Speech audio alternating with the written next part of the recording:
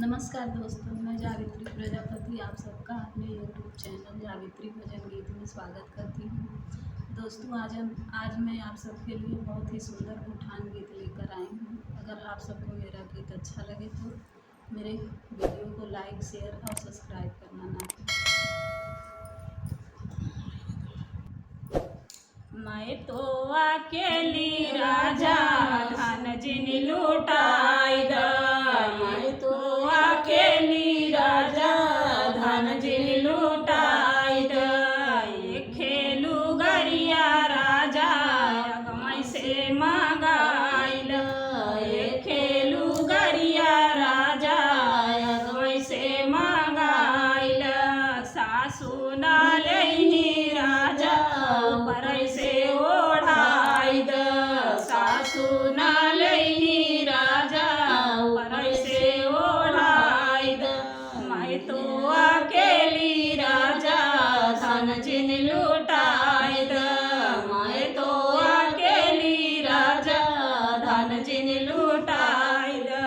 पीतल का हरवा राजा मैं से मंगाइल, पीतल के हरवा राजा मैं से मंगाइल।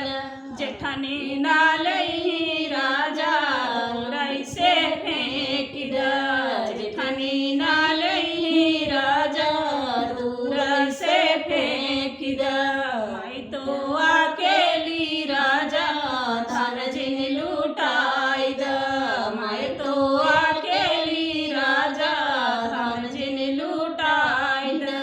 एके झुमकवा राजा वैसे मंगाइल, एके झुमकवा राजा वैसे मंगाइल। छोटी ना लही राजा अंगनवाई में फेंक द, छोटी ना लही राजा अंगना में फेंक द।